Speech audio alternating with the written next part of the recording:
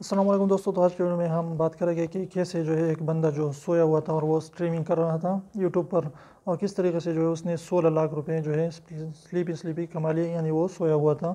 तो मिस्टर बीस एक यूट्यूबर है, उसने क्या कर दिया कि वो स्ट्रीमर्स को उसने जो है पैसे भेजना शुरू कर देते हैं।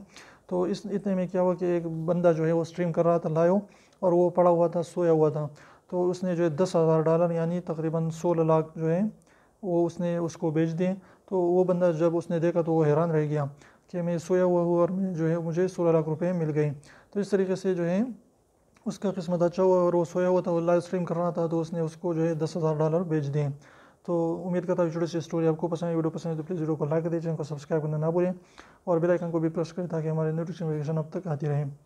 तो अगर आपकी राय कमेंट में अपनी राय हमारे साथ शेयर ज़रूर करें, और रेट वाइज सब्सक्राइब को ज़रूर दबाएं, बिल्कुल फ्री है, एक भी पैसा इसका नहीं लगता। तो 1 सेकंड निकाल लीजिए, उसको प्रेस कर लीजिए।